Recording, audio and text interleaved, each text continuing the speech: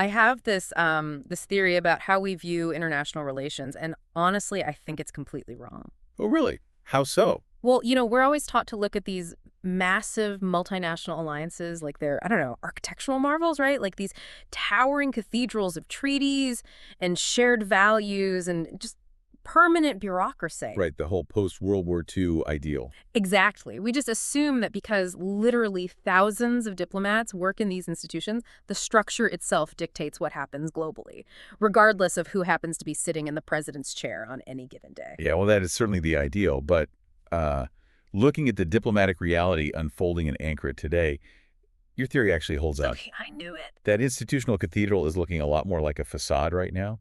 The real power mechanics, they're all happening in the back rooms. And they are entirely dependent on the personal chemistry and, honestly, the personal friction of just a few key individuals. Which brings us perfectly to the monumental event happening right now. Today and tomorrow, July 7th and 8th, 2026. Welcome to another deep dive. Today, we are unpacking a really fascinating stack of sources. Yeah, we've got breaking news reports from Anadolu Agency Milliyet and even an in-depth Istanbul University doctoral thesis. All centered around the 36th NATO Summit. It is being hosted by President Recep Tayyip Erdoğan at the Beştepe Presidential Complex in Ankara. And just to map this out for you, this is only the second time Turkey has hosted a NATO leaders meeting since the 2004 Istanbul Summit. Which is a huge gap. A massive gap. You've got 32 allied leaders on the ground, with the opening session being chaired by NATO Secretary General Mark Rutte. But before we get into the heavy geopolitical maneuvering, the backroom deals, and the massive protests we're seeing blocking off the streets of Ankara, we do need to set some ground rules for our discussion today. Yes, that is absolutely crucial to mention. We are looking at a highly volatile, deeply polarized geopolitical firestorm here. To put it mildly. Right, I mean, we have an ongoing multi-front war in the Middle East. Yep. We have massive left-wing and anti-war protests happening on the streets, literally right outside the summit. And we're dealing with leaders who evoke very, very strong political reactions. Exactly. So our job here is simply to reverse engineer the strategies on the board. We're looking at the research, the regional reporting, the historical precedents, just to map out the reality on the ground. We are not here to endorse any specific foreign policy. We aren't taking sides in these conflicts or judging the domestic politics. We're just dissecting the mechanics of the source material. Okay, so let's unpack this, because if you look at the official agenda they're handing out to the press, it's all about Euro-Atlantic security defense capacities, the ongoing situation in Ukraine. Usual talking points. Right, the standard stuff. But reading the tea leaves of the regional reporting, that official agenda is basically a sideshow. The real elephant in the room, the issue that is literally fracturing the alliance right now, is the current war being waged by the U.S. and Israel against Iran. Yeah, it's completely hijacked the summit. Yeah, it doesn't even feel like a traditional summit anymore. It feels more like a crisis command center. It's a war room. It's a war room disguised as a diplomatic retreat. I mean, the alliance is facing this massive structural divide over these out-of-area conflicts. Donald Trump has arrived in Ankara, touching down in that new generation Boeing 747 Air Force One. And he definitely hasn't come to just politely discuss shared democratic values. No, definitely not. He is there to enforce a completely new paradigm of burden sharing. Okay, let's talk about the specific mechanics of that burden sharing, because honestly, it sounds incredibly aggressive. He isn't just asking European allies to hit some arbitrary defense spending percentage anymore, right? No, the demands are much more immediate. He wants tangible operational support for this war against Iran. The sources say he is demanding access to Allied bases, unrestricted use of Allied airspace, and crucially, he wants European naval forces deployed to the Strait of Hormuz. Which is, the ultimate geopolitical choke point. Right. A huge percentage of the world's oil passes through that narrow strait. Exactly. So Trump's strategy here is fundamentally transactional. The U.S. is essentially telling its NATO partners, look, if American military power is going to secure the energy lanes that keep your European economies functioning well, you are going to bleed with us. Rob. Yeah, you're going to share the financial and the operational risk of this war. But is Trump treating this summit less like a traditional diplomatic gathering and more like a corporate board meeting where he's just demanding the shareholders finally foot the bill for this new Iran project? That is a very accurate analogy. But you have to remember how that strategy alienates the host nation. If we look at Turkey's position specifically, this war is an absolute nightmare scenario for them. Because they're right next door. Right. They are positioned right on the edge of the conflict zone. And from what the sources are saying, Ankara is absolutely terrified of three very specific immediate blowbacks if this war expands. Okay, what are the three? First, skyrocketing energy costs that would completely decimate their inflation targets. Second, a new massive wave of refugees hitting their borders. Which they already have a ton of experience dealing with. Exactly. They don't want a repeat of that. And third, and this seems to be the most sensitive point for them, the post-war architecture in Syria. Okay, let's drill down into that third point, because that feels like the real structural trap of U.S.-Turkey relations. Turkey is deeply anxious about what happens when the dust settles in Syria. Extremely anxious. Specifically, they are worried about the U.S. backing some form of Kurdish autonomy involving the SDF and YPG militias, really. Yes. And just for some quick context for you listening, the SDF, the Syrian Democratic Forces, and its primary component, the YPG, they have been the U.S.'s main partners on the ground in Syria for years. Right, fighting ISIS and all that. Exactly. But Ankara views them as direct extensions of the PKK, which they consider an existential terrorist threat to their national security. So you basically have the U.S. relying heavily on a group that its own NATO ally views as a mortal enemy. That is the core friction. And it explains why Turkey wants to play such a massive diplomatic role right now. They're actively trying to negotiate a ceasefire in Gaza. Not just for humanitarian reasons, though. Right, not just humanitarian. They want to cap the escalation before it redraws the map of northern Syria in a way that permanently threatens their borders. So to understand how all these conflicting demands are going to collide, we really just need to look at Trump's itinerary in Ankara. The scheduling here is not just logistical, it is a literal tactical weapon. No, it's completely deliberate. So he arrives today, July 7th, at 14.1 Fears. By 15.15, literally an hour after landing, he goes straight into a bilateral meeting with President Erdoğan. There's a NATO social dinner tonight at 19.05. But tomorrow is the real gauntlet. Tomorrow, July 8th, is wild. This is where the squeeze play happens. He meets with Root in the morning, does the family photo, the main working session. But then in the afternoon, Trump has back-to-back bilateral meetings. At 14:30, he meets with Ukrainian President Volodymyr Zelensky. And then right after that. At 15:40, he is scheduled to meet with Syrian President Ahmed al-Shara. Yeah, that sequence is not accidental at all. Having the U.S. president hold a formal sideline meeting with the Syrian president at a NATO summit in Turkey, that is a geopolitical earthquake. It's a huge statement. It signals that the post-war reshaping of the Middle East is being drafted in real time, basically over the heads of the European allies sitting in the main conference room. It's forcing everyone's hand. But amidst all this crazy regional maneuvering, there is a massive breakthrough on the defense front that completely caught me off guard in the sources. The F-35 news. Yes. The U.S. ambassador to Ankara, Tom Barrack, has signaled that the years-long, incredibly toxic dispute over Turkey's purchase of the Russian S-400 missile system is about to be solved, and the reward for solving it. Turkey gets back into the F-35 fighter jet program. What's fascinating here is how Barrack framed this, because for years the S-400 issue was considered a hard, uncrossable red line. Right. I remember this being a huge deal. Huge. The U.S. defense establishment argued adamantly that you cannot have Russian advanced radar systems operating in the exact same airspace as America's premier stealth fighter. Because they'd spy on it. Exactly. The fear was the S-400 would passively map the F-35 stealth profile and feed that data straight back to Moscow. Okay, so how do you just flip a switch and say the problem is fixed? Did Turkey just suddenly agree to pack up billions of dollars worth of Russian missiles and ship them back to Putin? No. And politically, that seems impossible for Erdoğan to do without looking incredibly weak domestically. Right, that would be political suicide. So what's the workaround? They don't have to ship him back. Ambassador Barrack highlighted a very specific legislative loophole being utilized by U.S. Secretary of State Marco Rubio. It actually relies on Section 1245 of the 2020 National Defense Authorization Act, the NDAA. Okay, what does that section actually do?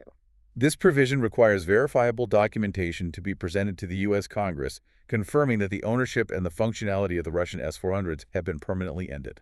I mean, I still don't buy it. Permanently ended could mean literally anything. Does that mean American inspectors are walking onto Turkish military bases to, like, yank the hard drives out of the Russian systems? Well, the exact technical mechanism remains classified, of course, but it likely involves irreversible software locks or severing the systems completely from Turkey's broader radar network.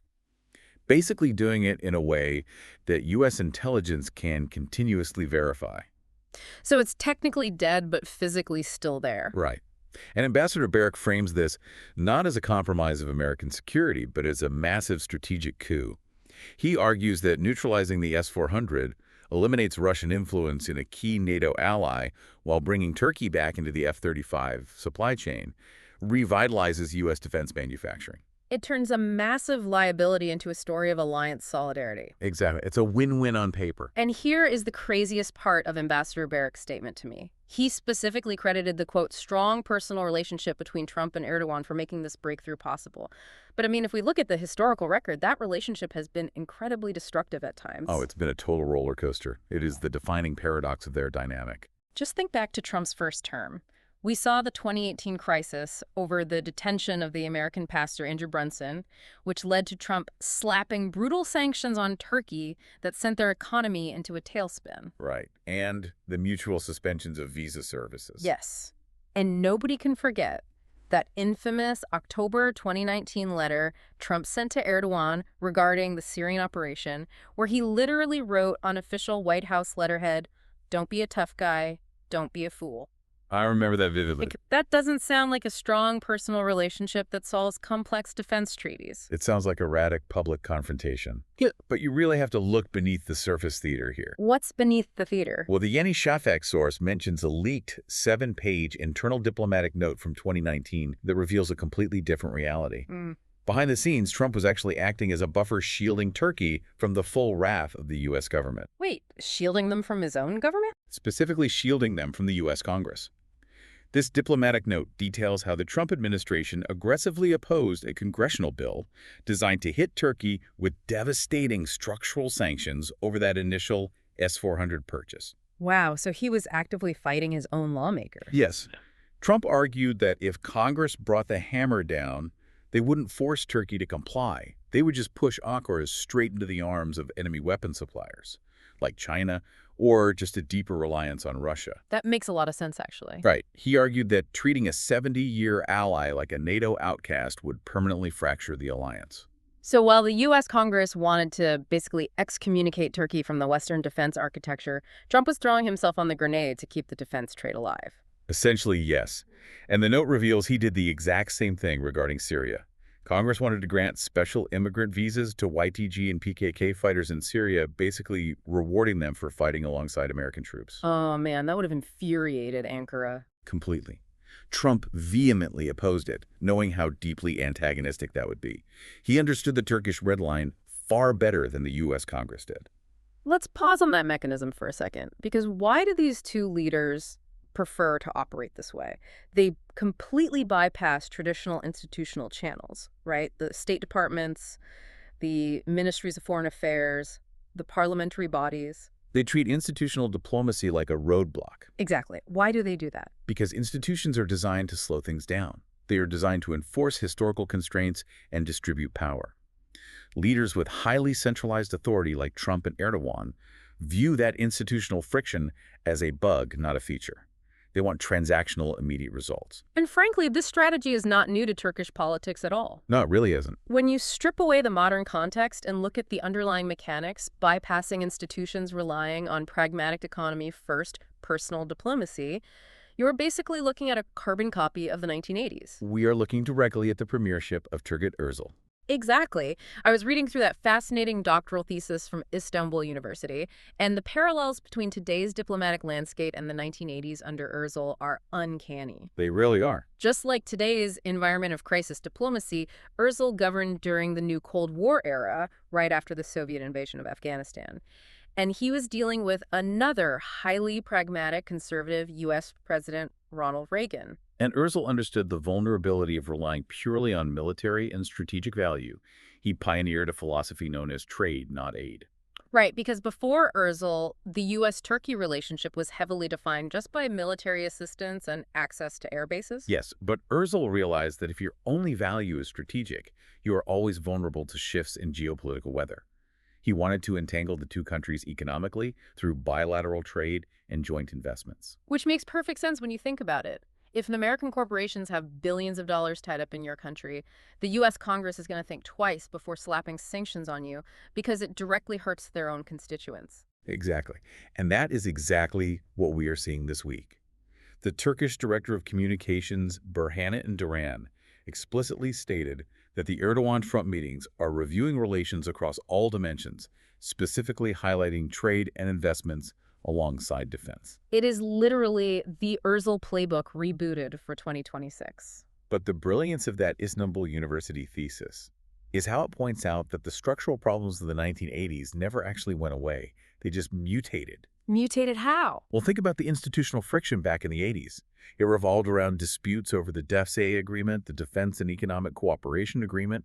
You had these massive congressional fights over the 7-10 ratio. Oh, right. Let's clarify that 7-10 ratio for a second, because that is a perfect example of institutional friction. It is. The 7-10 ratio was a mechanism mandated by the U.S. Congress to enforce a balance of power in the region. For every $10 of military aid the U.S. gave to Turkey, the law required them to give $7 to Greece. Wow. So it mathematically restricted the U.S. president's ability to maneuver? Precisely. You also had constant congressional battles over Armenian resolutions and the first human rights reports concerning the Kurdish issue. So the U.S. Congress was constantly throwing sand in the gears of the relationship. Yes. And what is the sand in the gears today? It's congressional holds on F-35s, it's sanctions over the S-400s, structural disagreements over the SDF in Syria, and managing the broader fallout of the Iran war. The traps are identical. That is so true. And just as Özal used his warm personal dynamic with Reagan to bypass a hostile U.S. Congress in the 1980s, Erdoğan is using his transactional relationship with Trump to bypass today's institutional roadblocks. It is a brilliant strategy of top-down problem solving. But here is the massive blind spot in that strategy. Two leaders can sit in a gilded room and agree on defense contracts and trade metrics all day long, but they cannot magically wave away the domestic friction happening right outside their window. Right. And that brings us abruptly back to the streets of Ankara. The contrast between the diplomatic breakthroughs inside the Bestepe complex and the reality on the streets right now is incredibly stark. Ankara is essentially divided into two realities today. It really is. On one side, you have a security lockdown that literally looks like a military occupation.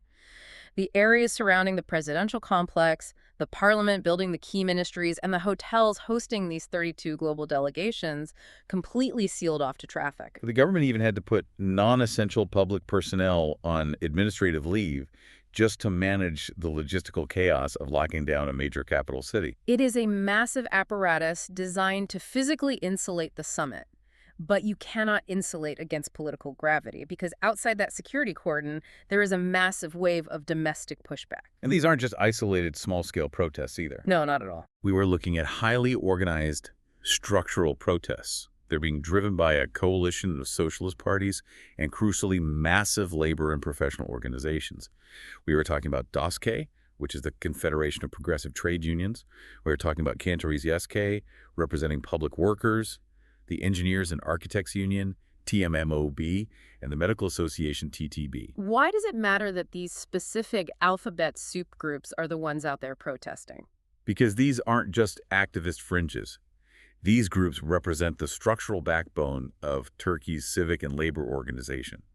When the engineers, the doctors, and the massive public sector unions are in the streets shouting, "Disband NATO and close the bases," it carries significant domestic weight. Yeah, they're not just protesting the summit, they're protesting the broader Middle Eastern war that the alliance is currently entangled in. Exactly, and the security response has been heavy. Over 100 people have been detained in Ankara alone, according to the sources. Which reveals the agonizing tightrope the Turkish government is walking right now. I mean, let's put all the pieces together for you. At the highest international level, Turkey is trying to secure existential geopolitical wins. Right, getting back into the F-35 program. Utilizing this obscure NDAA loophole to solve the S-400 crisis without losing face. Asserting dominance over the post-war architecture in Syria. Exactly. These are massive long-term strategic victories. But the cost of those victories is immense domestic friction. The government is hosting the leaders directing a regional war that is deeply, fundamentally unpopular among vast segments of their own population. They're risking the wrath of their own labor unions and civic organizations. All while trying to manage the terrifying economic reality that if this war spills over, the resulting inflation and refugee crises could destabilize the country regardless of how many stealth fighter jets they manage to secure. It is a breathtaking balancing act. We are looking at a historical pivot point for global security here.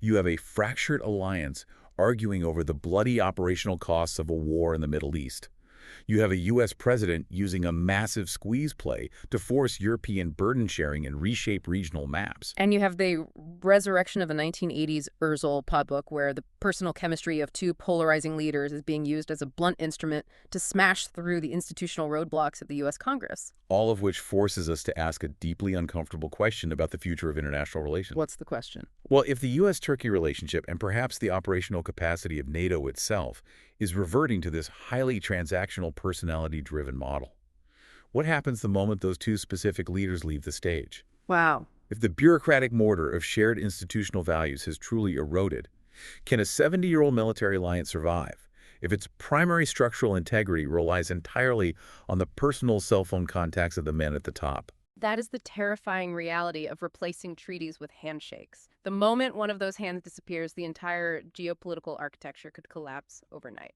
Thank you so much for joining us for this deep dive into the 2026 NATO Summit. Keep questioning the structures around you, keep exploring the mechanisms behind the headlines, and we will catch you next time.